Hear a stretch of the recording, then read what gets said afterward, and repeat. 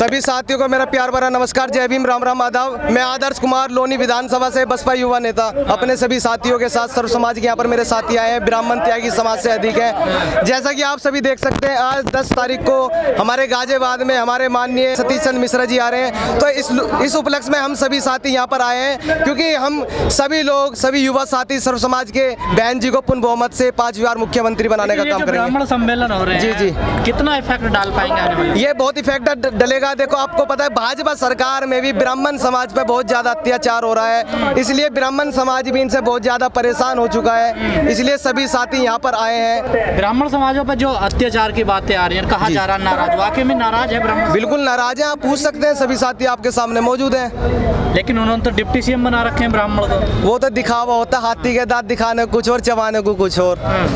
कितनी सच्चाई है इसमें कि कहा जा रहा है कि ठाकुर राज चल रहा है यूपी में? ठाकुर राज हर जगह चल रहा है। हम लोग जाते हैं चौकी थाने में, रात दिन जाते हैं, हमारे साथियों पर झूठे मुकदमे लगा देते हैं। अभी आप देख सकते हैं कि जो केस हुआ था हाथरस में, वहाँ पर पूरा पक्ष लिया गया था सरकार ने उन अपराधी लोगों का।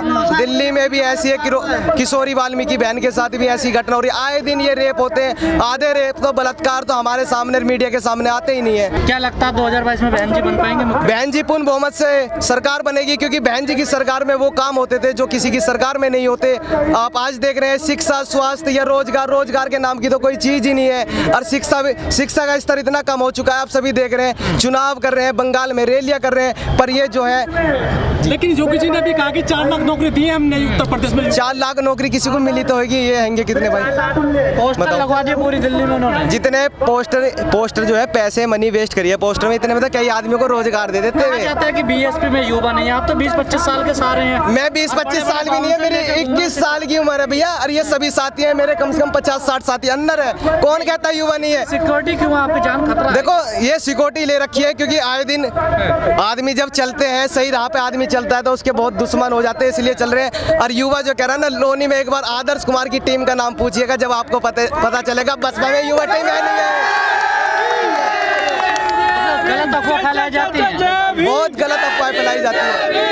लोनी में आइए, माहौल देखिए बसपा का युवा में कैसा है, जब आपको पता चलेगा। हम लोग हवाईबाजी नहीं करते, ना पोस्टर लगाते, हम लोग जमीनी स्तर पे कार्य करते हैं। योगी जी का कार्यकाल पूरा होने वाला, कोई तो एक अच्छा काम बताइए भैया। कोई अच्छा ना काम करा, गाय के चोट लग गई, चलो भैया MBBS डॉक्टर, कोई बेचारा रोड पे आदमी मरा पड़ा, कोई बात ना, एम्बुलेंस। आपके क्षेत्र के विधायक नंदकिशोर गुर्जर जी, वो किसानों को पीटने चले गए थे गाजीपुर बॉर्डर पर। ऐसा है जी, मैं आपको बताऊं, हमने देखे गए पहले जो उनके शिष्य थे, पहले पोस्ट डाल रहे फेसबुक पे, हमारा शेर गया गाजीपुर बॉर्डर भगा दिए किसान। बाद में 8 घंटे बाद खबर आ रही है, भैया हमारे तो विधायक जी गए ना, रहते तुम 8 घंटे पहले तुम ही तो पोस्ट डाल रहे, तो कहाँ गए बताओ?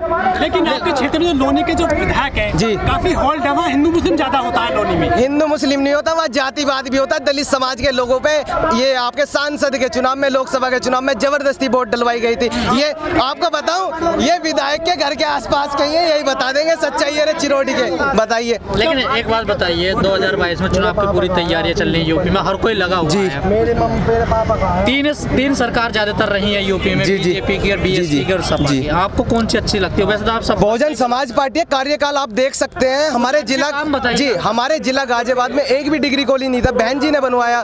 काशीराम के नाम से राजगिरी डिग्री कॉलेज नंदग्राम में, SC/ST के लिए छात्रावास बनवाया बहन जी ने नंदग्राम में। महामाया स्टेडियम बहन जी ने बनवाया था।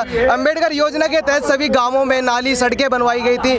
जिन लोगों के पास अपने घर नहीं थे, बहन जी की सरकार में काशीराम योजना के तहत उन लोगों को मकान देने का कार्य करा। बताइए, सपा भी कर रही है पिछड़े वर्ग का सम्मेलन। सपा कुछ नहीं कर रही है। सपा के साथ यादव भी नहीं है इस समय, हमारे साथ हर समाज का युवा जुड़ रहा है, हर समाज बसपा के उसमें। सपा में भी गुंडा राज, बताओ कितना युवा, बहुत ज्यादा गुंडा राज हुआ है। योगी जी तो ठोकों की राजनीति करते हैं, बदमाश तो सारे भाग गए उत्तर प्रदेश से। कोई बदमाश नहीं भागा जी, ऐसा है दुनिया भर के बदमाश हैंगे, हर जगह हैंगे। आप आके देखिए, आए दिन ये आता। अगर ये बदमाश सारे जेल में चले जाते तो कोर्ट कचहरी में ये मुकदमे क्यों आते हैं फिर?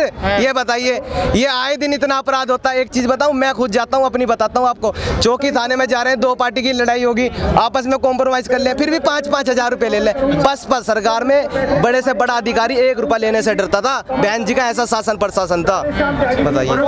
कोई काम अच्छा नहीं लगता, कोई काम अच्छा नहीं हो रहा। एक तरफ तो दलित प्रेम दिखावे हैं कि लखनऊ में बनवा रहे हैं बाबा साहब की, एक तरफ गाजियाबाद में ये नवयुग मार्केट में पार्क तोड़वा रहे थे। जी, उसमें था, मैं बताऊं, उस पार्क को तोड़वा रहे थे। लेकिन मोदी जी पैर धोते हैं वाल्मीकियों के लखनऊ में वो तो सब दिखावा, यहाँ जाओ यहाँ धो लो, ये भी तो वाल्मीकि समाज के 2-4 भाई आ रहे हैं। अगर धो सच्चा भी रहे तो यहाँ के धो लो, बताओ। वो कांड हुआ था हाँ जी, साल, वो कितना चुनावी मुद्दा बनेगा उत्तर प्रदेश में? वो पूरा चुनावी मुद्दा बनेगा। बताओ, इन्होंने दूसरे पक्ष का, अपराधी पक्ष का खुला साथ लिया था, उसमें जातिवाद बना दिया था। बिना किसी परिवार के एक बहन उसके साथ बलात्कार हो जाता है, फिर उसकी डेड बॉडी जला देते हैं अंधेरी रात में। बताओ, ये हिंदुस्तान में ऐसा हो रहा है। अभी दिल्ली में देख, बचाओ बेटी पढ़ाओ का नारा भी बीजेपी, ये तो झूठा नारा है। आप दिल्ली में देख लो, किशोरी वाल्मीकि जो नांगल में हुआ है अभी एक कांड। समाज किस तरफ जाएगा आने वाले? ब्राह्मण समाज सिर्फ बसपा की तरफ जाएगा। ये ब्राह्मण समाज, त्यागी समाज के मेरे भाई हैं, पूछ सकते हो आप इनसे किस तरफ जाएगा, बता दो भैया एक बार। कुमारी मायावती जिंदाबाद जिंदाबाद, बहन कुमारी मायावती जिंदाबाद जिंदाबाद। जो किसान आंदोलन कर रहे हैं पिछले 9 महीने से दिल्ली के आसपास, जी जी, क्या रुख है उनका? जबकि जो टिकैत साहब है बीएसपी को कई बार सपोर्ट कर चुके हैं कि बहन जी ने 40 रुपए 2 बार बढ़ाए थे। बिल्कुल बिल्कुल बढ़ाई थी।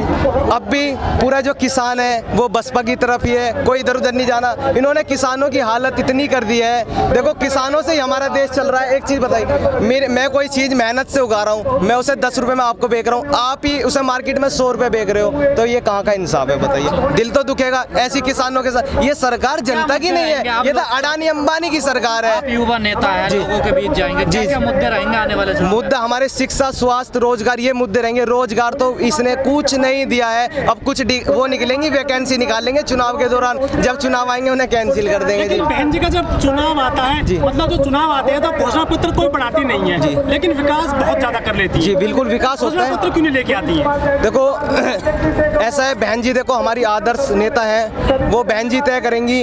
हमें देखो बहन जी की सरकार में बहुत अच्छा माहौल लगता है, शासन प्रशासन हर चीज़ अच्छी होती है, आप लोगों को भी पता है। इसलिए सभी युवाओं ने ठाना है बहन जी को पूर्ण बहुमत से 5वीं बार मुख्यमंत्री बनाना है। बहुजन समाज पार्टी जिंदाबाद जिंदाबाद, समाज पार्टी जिंदाबाद जिंदाबाद, भीम जय भीम, जय भीम जय भीम, जय भीम जय भीम, जय भीम जय भीम, जय भीम जय भीम।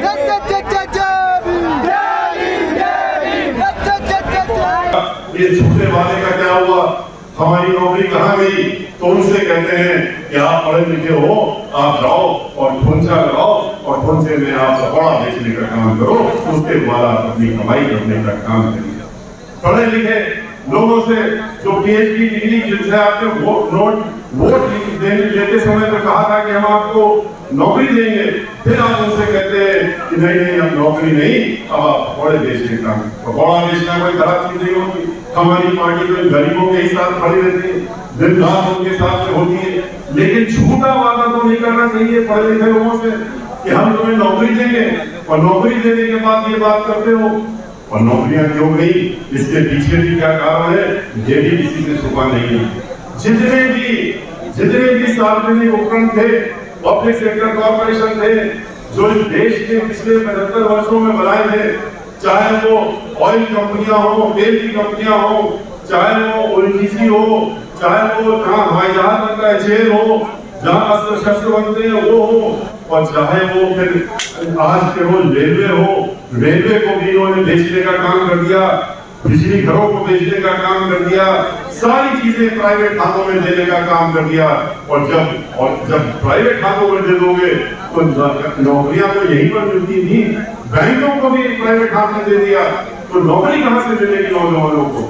नौकरी का स्रोत ही खत्म कर दिया इन्होंने। अब तो ठेकेदारी में नौकरी होगी, जिसको ठेकेदार चाहेगा उसको नौकरी देंगे, जिसको नहीं चाहेगा उसको निकाल के बाहर भी कर देगा।